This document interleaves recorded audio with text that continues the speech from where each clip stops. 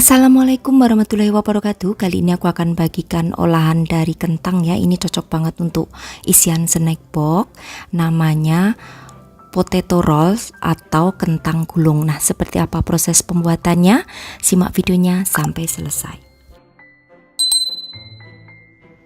Siapkan 300 gram kentang, kemudian kupas kulitnya lalu kukus hingga empuk. Kalau sudah empuk seperti ini, lalu angkat dan selagi masih panas langsung dihaluskan supaya lebih mudah ya untuk menghaluskannya.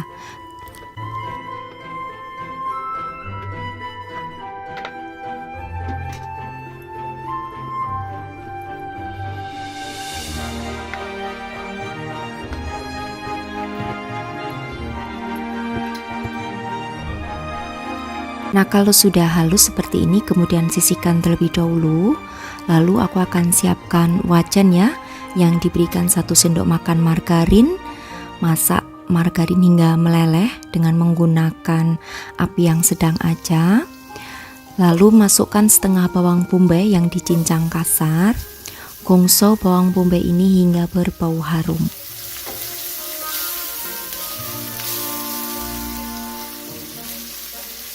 Setelah berbau harum, kemudian akan aku masukkan di sini sosis sebanyak 3 buah sosis yang dicincang kasar.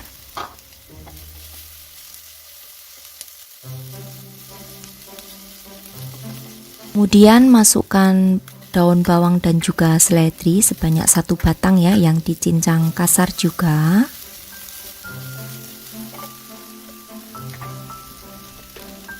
Lalu tambahkan 1 sendok teh garam atau sesuai selera.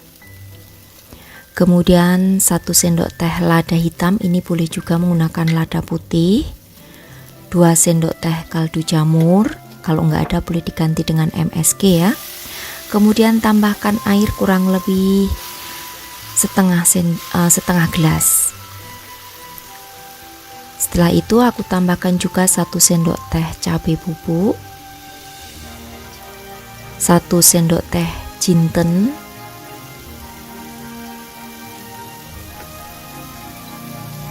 kemudian 1 sendok teh bawang bubuk. Kalau tidak ada bawang bubuk boleh diganti dengan bawang putih biasa yang dihaluskan. Ini tadi karena aku kurang ya untuk memberikan airnya, jadi aku tambahkan. Oke, setelah itu masukkan untuk kentangnya yang sudah dihaluskan tadi.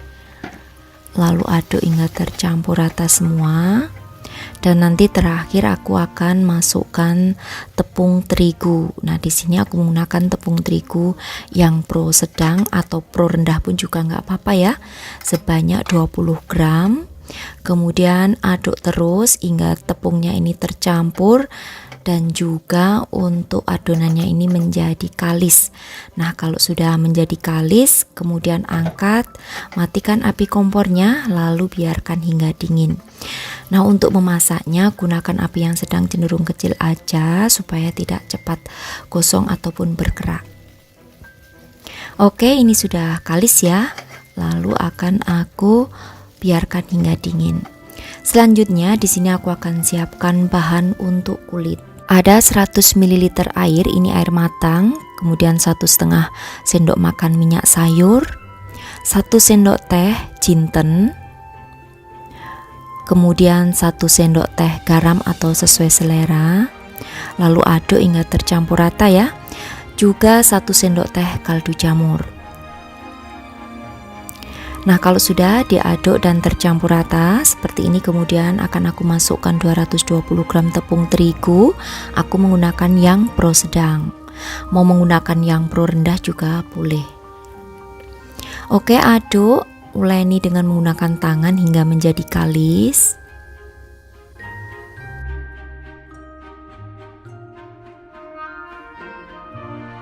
Kalau sudah kalis seperti ini, kemudian istirahatkan selama 10 menit dengan ditutup. Nah, ini untuk adonan kentangnya sudah dingin ya. Kemudian akan aku bentuk menjadi bulat pipih. Ini takarannya 1 sendok makan atau kurang lebih kalau ditimbang 30 gram.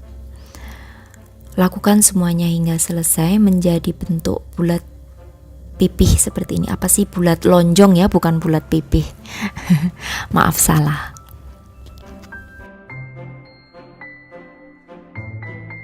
Oke, setelah kentangnya berbentuk bulat lonjong seperti ini, lalu untuk adonan kulitnya juga sudah diistirahatkan ya tadi selama 10 menit.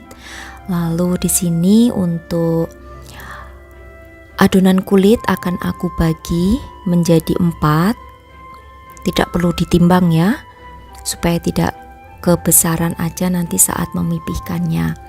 Nah, untuk yang belum dipipihkan, masukkan lagi ke dalam wadah lalu ditutup supaya tidak bagian kulit luarnya itu tidak mengeras gitu ya. Nah, ini akan aku pipihkan dengan menggunakan rolling pin. Memang untuk adonan kulitnya ini ada bintik-bintik hitamnya ya, itu adalah jinten yang bikin rasanya lebih enak. Nah, kemudian kalau sudah dipipihkan akan aku buat bentuk kotak. Tidak perlu presisi ya. Nah, kalau sudah tinggal diletakkan aja adonan kentang seperti ini. Ikuti aja ya seperti yang aku contohkan. Kemudian siapkan putih telur ini sebagai perekat ya jika dibutuhkan. Tapi saran aku lebih aman diolesi ya yang di bagian bawahnya itu dengan menggunakan putih telur supaya bisa merekat sempurna. Nah, seperti ini ya Bun kalau sudah digulung. Ini akan aku berikan di bagian bawahnya untuk perekat. Kemudian gulung. Dan untuk kentangnya ini pastikan berada di tengahnya ya. Seperti ini bisa banget untuk frozen food ya. Jika kita butuh baru digoreng.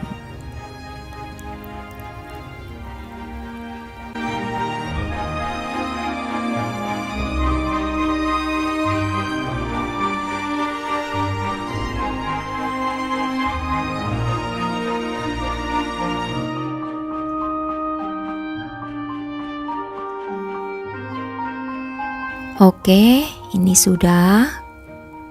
Lalu untuk menyimpannya atau meletakkannya, loyangnya lapisi ya dengan menggunakan kertas baking paper atau plastik terlebih dahulu supaya tidak nempel nanti adonannya di loyang.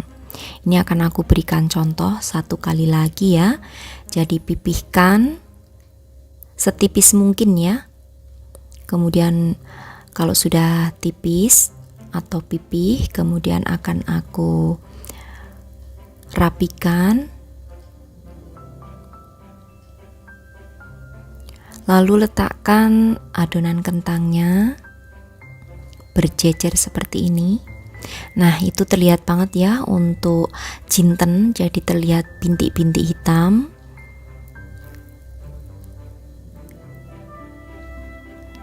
Dikerat, kemudian nanti di bagian bawahnya olesi dengan putih telur, baru setelah itu digulung dari atas ke bawah. Oke, lakukan hingga semuanya selesai.